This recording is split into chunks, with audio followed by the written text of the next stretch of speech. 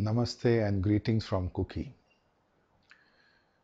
Very often, many people who I meet, who come across, ask me a very simple question: what is Kukikan? Kukikan is a very simple science, the simplest simplicity for training for any human being. It is a complete path from health to liberation. It is a path, a science, which offers people only three things: health, happiness, and peace. I have not met one single person on the planet who would say that I don't want health, I don't want happiness, I don't want to be peaceful. Each one needs this. It's a prerequisite for any living being: health, happiness, and peace. And this is exactly what Kukikan offers. The very meaning of Kukikan is rooted in the Japanese word called Kuki and Kan. So what does Ku mean? In Japanese, Ku means the cosmic energy or the sky. Ki or Chi is a Japanese word, or Chi in Japanese or in Chinese, which means the bioenergy, or in Indian context we call it the prana. So when these two energies come together, the manifestation of these two energies, of the cosmic as well as the inner, when they become one, they manifest as Kuki. That's the direct experience of Kuki. In our context, we also use this as Atma and Paramatma ka Milan. So it is nothing else but the union of realization when the mind becomes pure, when the person's mind becomes completely free from defilements. When the person's mind becomes free from defilements, automatically one comes out of suffering, because this is what keeps us in bondage. So Kukikan is a very simple path which leads a person towards this direct experience. And where does this experience happen? Through my own direct experience, I realized this happens within my own body. And it happens in every individual's body. So I added the word Kan, which means the roof. The roof under which the manifestation of these two energies takes place, or the experience happens. So Kukikan means the roof under which the experience of these two energies takes place. You come to the experience of union within. It's also known as yoga. This is the meaning of yoga: union within oneself, experiencing this within oneself. This is only possible with the search within. It cannot happen with the search outside. So this process is simplified and known as Kukikan. It's a synonym for Dharma. It's also a synonym for yoga. So what is this experience, and how can this experience come about? It comes with the practice and effort of the individual. That's you yourself. If you look in the world around us, there are millions of methods, thousands of theories, thousands of schools of teachings. And if you go into meditation on the internet, there are a million pages of different meditation schools. If you type health and you put enter, a million pages come. If you type yoga, you have another 10 million pages. So now the confusion starts, because you have all the information, but the path and the practice are so many. And even if you practice each path, even one every day, a lifetime is not enough. And so people keep searching, keep looking everywhere for answers. They go to the gurus, they go to the masters, they go to the teachers of different schools. And with their entire effort, they put in the practice into application. But still there is something elusive, because there is something missing. The balance is missing. So Kukikan is the balance which is simplified for your experience. So all the people in the world who are practicing all meditative practices can be classified under the training of mind, because mind training is the final frontier. All the schools of meditation aim at purifying the mind, training the mind, taming the mind, silencing the mind, and through that silencing come to the experience of wisdom, liberation, enlightenment. All these are synonyms, moksha. So all that will fall under the category of mind training. Millions of people practice this. And there is another section of the population, millions of people work with the body. They practice asanas. So many kinds of schools are there. They go to the gyms, try to make the body beautiful, but still not very happy and contented, because they are trying to look for happiness in that which does not give them permanent happiness. The transitory nature of body is constantly changing. So one can never have a perfect body. And there is another population of people who are practicing only the breath, different kinds of pranayama. Of course, each has their own benefits, but with limitations. But if you categorize all these people who work with the body, it comes under training the body, which is missed by the people who train the mind. So the science of Kukikan dictates and give directions that one has to train the body as a tool to train the mind.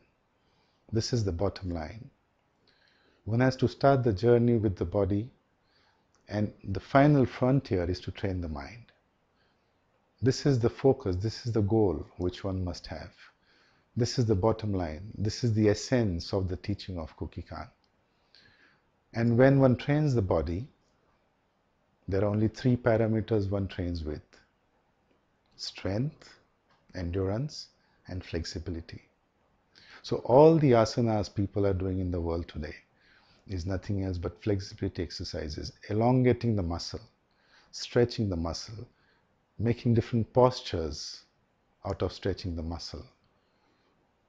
All the activities like cycling, swimming, walking, skiing, running, climbing, all these activities can be categorized as endurance activities. And all the people who go to the gym work with strength or anaerobic training. They are classified as strength training. So these are the only 3 parameters one works with at the body level. So this is the simplification for training the body. No more confusions. And when one works with the mind, of all the methods, they come down to the 3 important parameters for training the mind, which any sensible spiritual or religious path will always dictate. That is training the sheel, samadhi, and pragya. What it means is one has to work with moral virtues, lead a life which is free from hatred, anger, greed, and delusion. This takes care of the sheel. Automatically, a mind which follows sheel is a non-corrupt mind.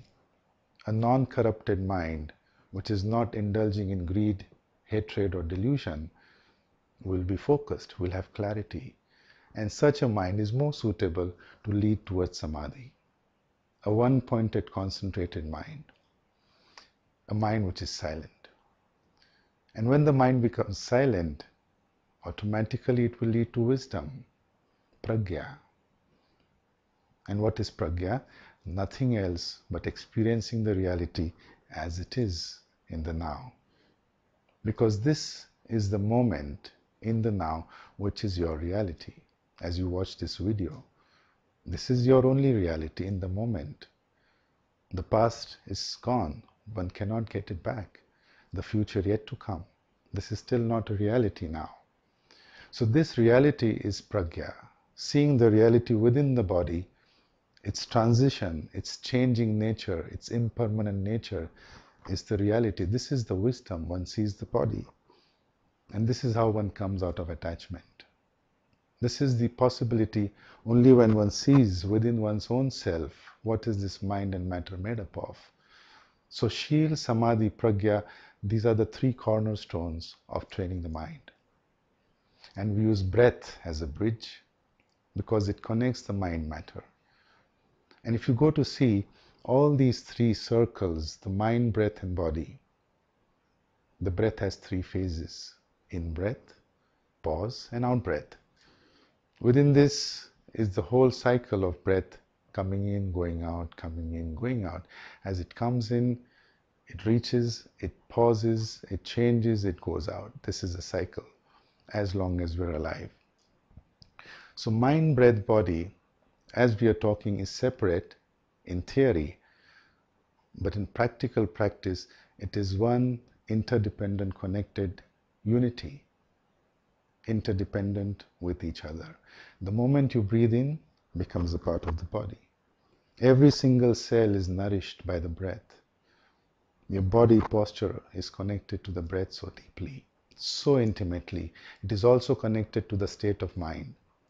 When you get angry, the breath changes. When you get upset, depressed, the breath is different. When you relax, the breath is different. But it is a connecting tool. It's a bridge which connects the mind matter. And this three, when you practice together, is the science of Kukikan. So not just practicing only mind training, but one has to train the tool, the body itself, which has become so weak in the 21st century because of the law of evolution, which states that if you don't use it, you lose it. So we're losing the body strength, we're losing the entire process that the body is supposed to perform. The very practice, the very hardcore manual labor which we are supposed to perform is not practiced in today's lifestyle and living, and so it has become weak. So to enable us to train the mind, one has to train the body. And this is the essence of training the body as a tool to train the mind. And that entire experience is within your body. That is the essence and the science of Kukikan. So this, my friends, is what Kukikan is. You carry your Kukikan with you because you carry your own body with you. Your breath is there all the time with you as long as you're alive. And you carry your mind with you. So when you practice and put into application the effort with the science of Kukikan towards the body, you automatically become healthy. You understand your own states of mind and you understand how happiness can be arrived to. Because happiness is not in temporary situations. They keep changing. But what you have to understand, happiness without a cause. In every situation, if the mind is non-attached with the reality, you are in a happy state of mind. And automatically a happy state of mind leads to peace. Every moment, moment to moment, this reality automatically leads you to the ultimate reality. And this is the direction, the journey which is offered by Kukikan. So I wish you good luck. Keep practicing, keep walking.